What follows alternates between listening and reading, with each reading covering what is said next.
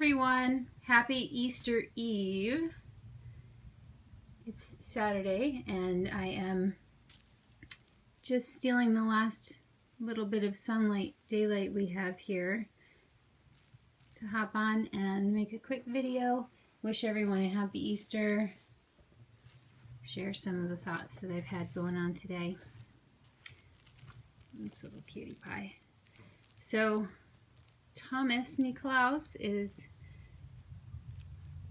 in his new Easter outfit that we got from Inez Baby Clothes for You in her sale last week. And he's looking very dapper and ready for Easter. So the boys are kind of hanging out. Look at this guy. He's just chilling.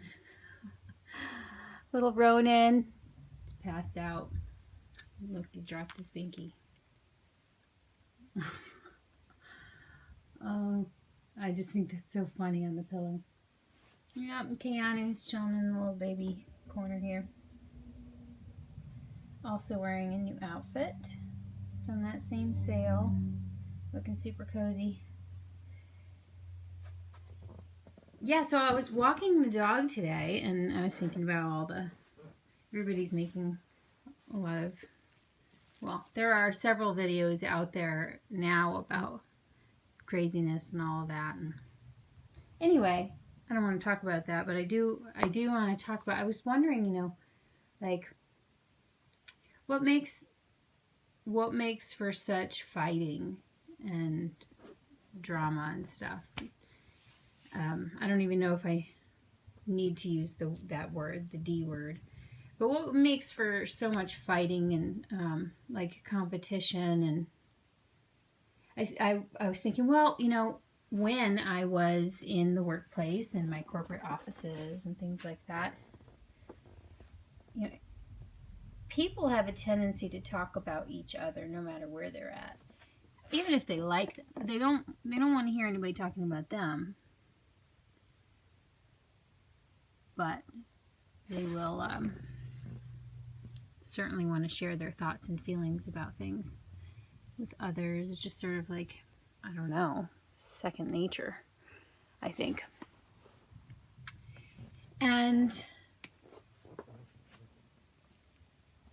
But I think it's like easier to be straight up fighting. Like it seems to be a little bit easier in these online communities. Now, it's kind of new to me because, in the past, I always had my Facebook and things, you only know your circle of friends. So unless you're really branching out, friends of friends, if you're friends with a very positive group, then you really only see like, positive stuff, or lighthearted stuff. But if you're, if you get a lot of crass people in your circles, you hop on someone else's Facebook and you're not prepared for it. You're like, wow, this is Facebook? So different. But it's so tailored to the kind of people that are in your circles, running your circles and stuff. So in a way, it's kind of sheltered unless you're joining groups. And then you see that, there's a lot of shocking meanness and arguing and hating and things like that going on. And I was curious, is this something that occurs in other types of communities outside of collection communities, not just doll collecting, not just the Reborn community, but when you're collecting things, like I'm sure there's competition on makeup channels and stuff, but I think it's a little different. I don't really know. This is just a theory, but I studied a lot of different teachings and teachers, and so I'm not going to name all kinds of books and stuff like that, but we'll just say that these are things that I have read and learned and vibe with, and if you don't vibe with it, that's cool. But to put it simply, so I've said this before, Eckhart Tolle talks about the ego being easily defined as over-attachment to form. So when you're a baby, like, you learn very quickly your name. This word becomes your identity. I am Renee. And then me and then quickly after that, mine. And so your objects become defined as yours, and they become extensions of the identity. And so I think that happens with our kids too. But I was thinking about these dolls and how, like, you could straight up love your doll and then people think that your doll is ugly, and then you could actually like lose that quote unquote bond with that doll because you're embarrassed. Or you could, go for a certain doll because you know that it'll be given, like respect in the community, or I don't know, you could judge other people's dolls because they're, not as high end, whatever it is. And I think, because we see that as a reflection of ourselves, of our worth in a way, our value, our smartness, our taste, all are like attached to our identity. And so I think that is like the root of the problem, if you want to call it a problem. I think that it's really, really, really easy to be sort of steeped in the lower vibration ego stuff, ego identity stuff. I think that's why, a lot of us tend to like jealously guard our image that we create, I guess I would say. Because I really don't think like that there's just, well, I mean, maybe there are, I don't know. But it seems like so odd that there are, like you could have one person that like heaps of people think is amazing, and then there's like a second heap of people that think that person's evil, and vice versa. And I just don't know that there's that many like piles of nasty people, but I do think that maybe our best side is not always brought out, and I also think our weaker side is triggered. And I think it's over identification with these dolls as a reflection of us, just like your car, right? If I were to take my Mazda Protege from, I don't know what it is, 2001, 2003. Okay, not me. I love my car. I don't really give a crap. But if my husband took that car with the rusted wheel wells, and it's bright yellow like Bumblebee, it's awesome.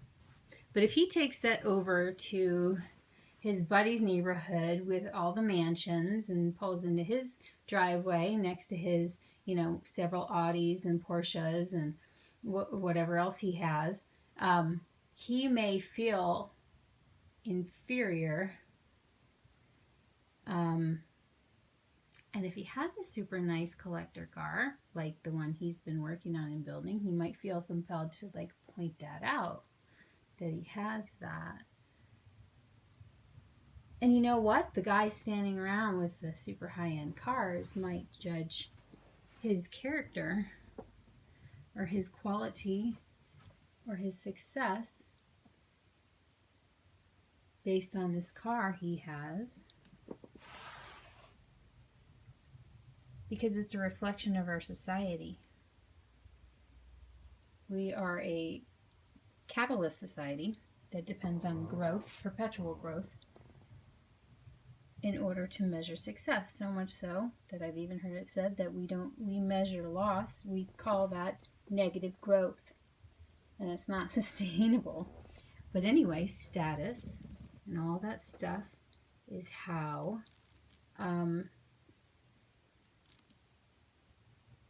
it's like so highly valued.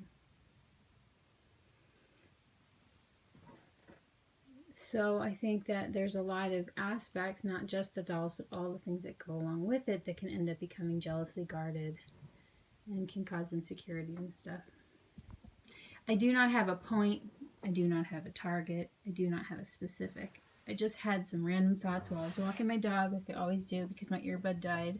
So it was just me and the wind and the pup with our thoughts. What do you think? Do you think I'm full of crap? Do you identify with it? I do. This guy, for example, there are certain pieces of his painting that are maybe not as detailed as they could be. You can't tell from here, though, I'll tell you. And I got really hung up on it for a little bit, and then I realized that a lot of that was because of what I felt like other people would think about that. So I had to be honest with myself about that, and then I also had to allow myself to just freaking love him. And you know what? If sometimes they look like dolls, it's important to remember that they are dolls. So it's okay. All right. I love you guys, even if I don't know you, because I believe that we're all one. I hope that everyone is really enjoying this holy weekend in the way that they see best fit and that suits them. I hope that if you're seeing family, you enjoy them. I hope if you're enjoying some time by yourself, that you enjoy that time by yourself. If you're working, I hope you have the chance to bless somebody or meet someone really cool. And if you're eating, I hope you get to eat heaps of your most favorite foods. Everyone be safe. I look forward to hearing from you, to watching your videos. If you like my babies, you can subscribe to my channel. If not, thanks for stopping by anyway. I look forward to chatting with you all soon. Have a happy Easter, and bye for now.